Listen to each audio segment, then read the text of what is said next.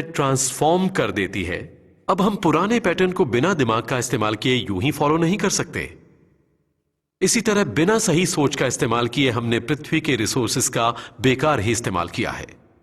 यह वर्ल्ड का computer map है जो हमें दिखाता है ग्लोबल वार्मिंग की प्रक्रिया में हम सबका रिलेटिव कंट्रीब्यूशन। अमेरिका में हम इसके सबसे ज्यादा जिम्मेदार हैं, पूरे साउथ अफ्रीका से पूरे साउथ अमेरिका, पूरे मिडिल ईस्ट, पूरे एशिया, सबको कंबाइन करके भी। The per capita income average अगर निकाला जाए, जैसे कि Africa, India, China, EU, Russia, तो यूएस में हम ठीक यहां पर हैं, बाकी सबसे काफी ऊपर। अगर पॉपुलेशन के एंगल से देखें तो चाइना में स्थिति थोड़ी अलग है, चाइना का रोल यहां बड़ा है और यूरोप का भी, पर हम अमेरिकन का योगदान भी पॉपुलेशन के क्षेत्र में काफी बड़ा है।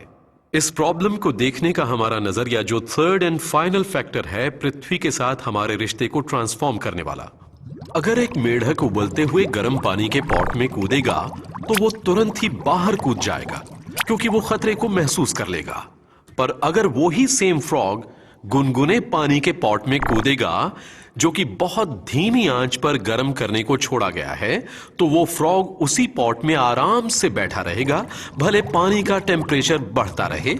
ये मेढक हिलेगा भी नहीं जब तक कि कोई बाहर से आकर उसे बचाए नहीं। It's important to rescue the frog,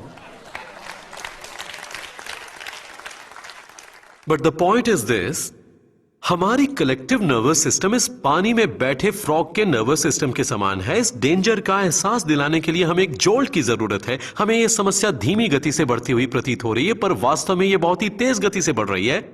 अब वक्त आ चुका है कि हमें सिर्फ देखना नहीं चाहिए, रिएक्ट करना चाहिए। फाइनल मिसकंसेप्शन, अगर हम इस भयानक समस्या को स्वीकार कर भी लें तो सोचेंगे इसका हल हमारे बस में नहीं है। और ऐसे कई लोग हैं जो सीधे चले जाते हैं डिनायल से डिस्पेयर की तरफ, बिना बीच के एक इंटरमीडिएट स्टेप पर रुके जहां असल में कुछ किया जा सकता है। और मैं इन्हीं फैक्ट्स के साथ अपनी बात खत्म करना चाहूंगा कि हम सब जो बहुत कुछ जानते हैं, जिसके सहारे हम इस समस्या को कुछ हद तक सुलझा सकते हैं। ऐसी काफी बातें हैं जो हम कर सकते हैं जो हमारे हाथ में है। अगर हम एफिशिएंट इलेक्ट्रिसिटी अप्लायंसेस यूज करें तो हम इतना ग्लोबल वार्मिंग पोल्यूशन बचा सकते हैं जो कि अदरवाइज एटमॉस्फेयर से जा मिलता है। अगर हम सेकेंड हैंड यूज एफिशिएंसी को यूज करें तो इतना बचा पाएंगे। अगर हमारे पास हाई माइलेज कार्स हैं तो इतना, और फिर ये सारे एडअप हो जाएंगे दूसरे फैक्टर्स के साथ, जैसे transport efficiency, renewable technology, carbon capturing sequestration जो कि एक बड़ा सोल्यूशन है। अगर ये सारे सोल्यूशन जल्द ही हो जाएं तो हम अपने आप को बहुत जल्दी 1970 के एमिशन के नीचे पाएंगे। हमारे पास वो सब कुछ है जिसकी हमें जरूरत है, सिवाय एक पॉलिटिकल विल के। पर जैसा कि आप जानते हैं, अमेरिका में पॉलिटिकल विल एक रिन्यूएबल रिसोर्स है।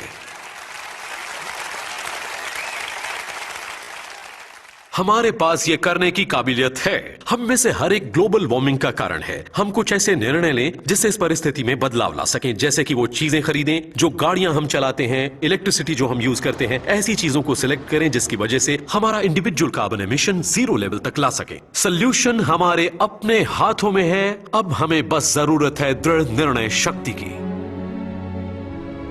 आपको याद है वो film earth spinning in space वाली?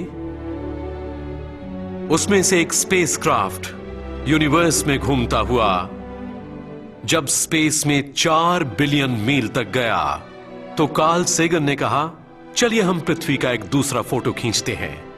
वो ये है, आप ये पेल ब्लू डॉट देख रहे हैं, ये हम हैं। जो कुछ भी आज तक ह्यूमन हिस्ट्री में हुआ है वो यहां पर हुआ है। वो सारी सफलताएं, वो सारी दुखद घटनाएं, वो सारी लड़ाइयां, वो सारे सूखे, सारी बड़ी छोटी घटनाएं सब यहीं पर हुई हैं। ये हमारा एकमात्र घर है। आज हमारे घर पर भारी समस्या मंडरा रही है, यहां रहने की क्षमता, सिविलाइजेशन क्रिएट करने की क्षमता। आज यही क्षमता खतरे में है। मुझे लगता है यह महत्वपूर्ण मॉरल इशू है। अब यह हमारा वक्त है इस समस्या को खत्म करने का। अब वक्त आ गया है कि हम खड़े होकर अपने भविष्य को सिक्योर करें।